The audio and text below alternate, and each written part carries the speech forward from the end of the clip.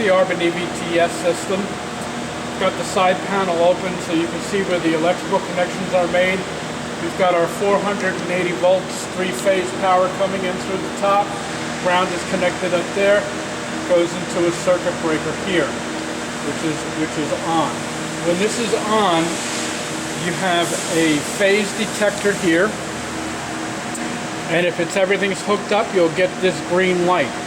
If it's not, you will get a fault reading, and this red will be illuminated, and on the screen there you'll be able to see what the fault condition is. The other thing to be aware of in here is that you have a UPS that comes with the unit, and it's functioning, but that is important to the unit. It's not just a backup, it actually helps the machine function. So you have your main circuit breaker. When you flip that on, it takes a few seconds. You'll see this come on, give you the reading, and then you'll hear a click from this contactor kicking in.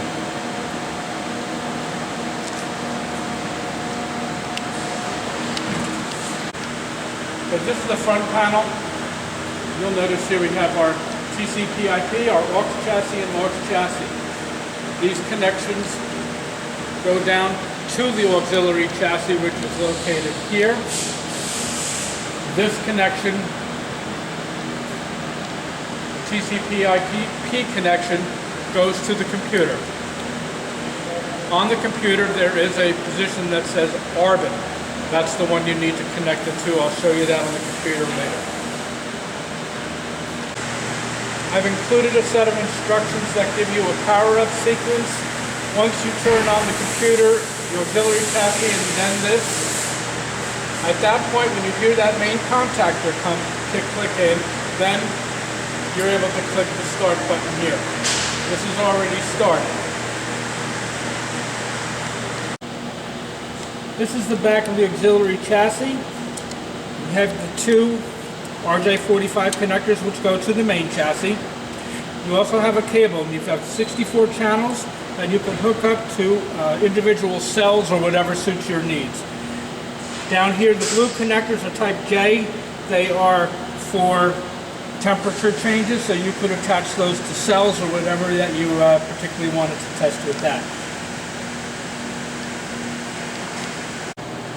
The main chassis is equipped with 4 different channels, so you could do 4 tests simultaneously. You want to hook red to positive on your cells and black to negative. You'll notice there's also an auxiliary line here. This is the sensing line. Green goes to black and white goes to positive. You'll notice here also, this is the auxiliary line that I have hooked up to the auxiliary chassis, and I hooked it up onto one cell, so you can see that there is just one cell being read, and you could have different auxiliary lines that would go to each different cell so that you could monitor each cell's performance while you're doing the test.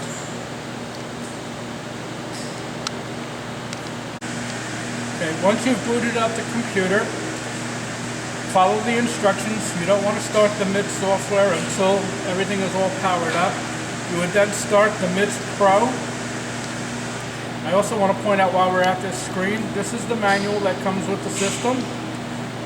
And this is the operations guide, which I'll be including a paper copy in there also, but it's a quick setup and explains how to run a test.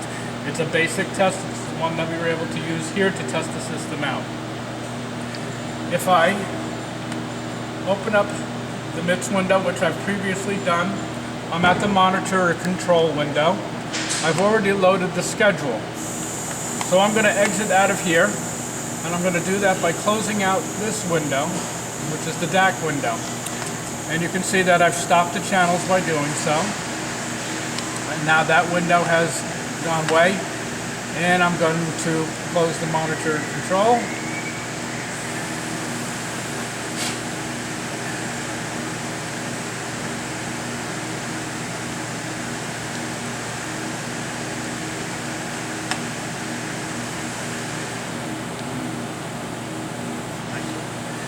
So I'm going to hit the MITS Pro.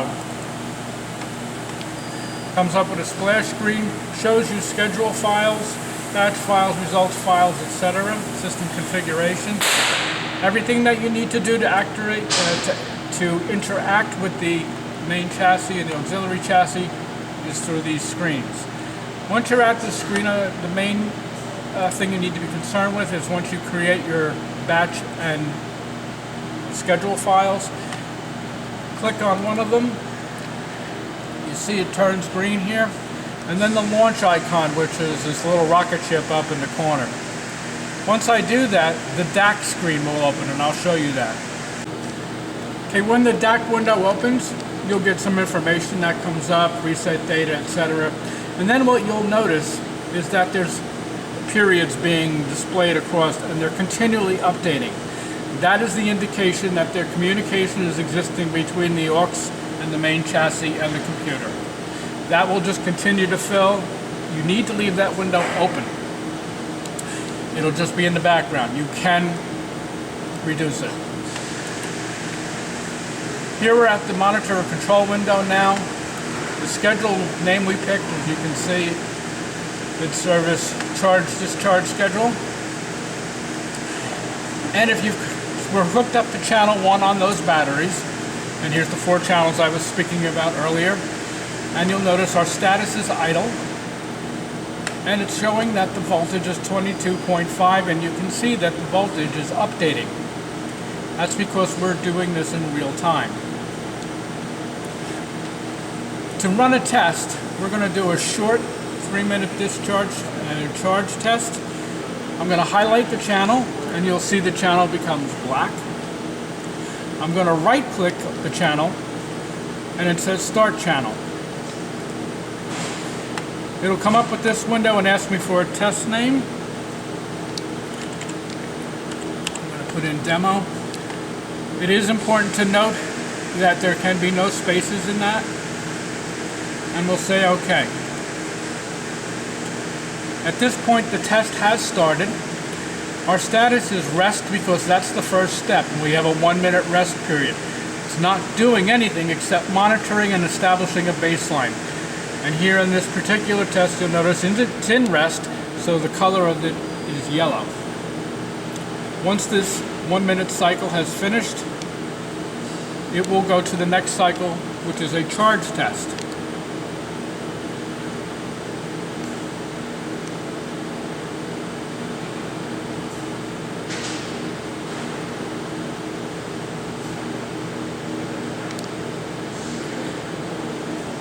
It's important to note that you need to set your safety parameters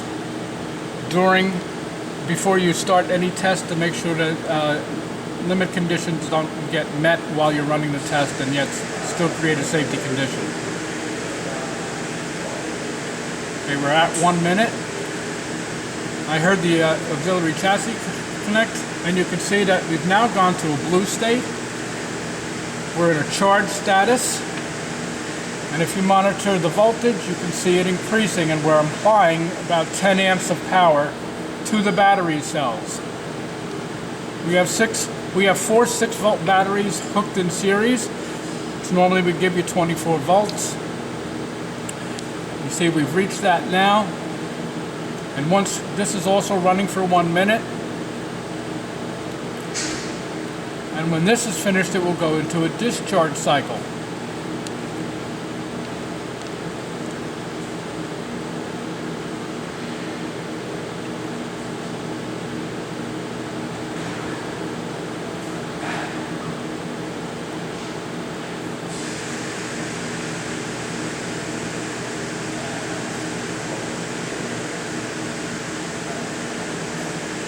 Okay, we've entered the discharge cycle. Our channel has turned pink. It says discharge under the status, and the current is negative 10 amps, and you can watch the voltage actually drop while it's doing this test. It's important to note that when the system is discharging like this, depending on what your setup is, you will actually be throwing current and voltage back onto the grid.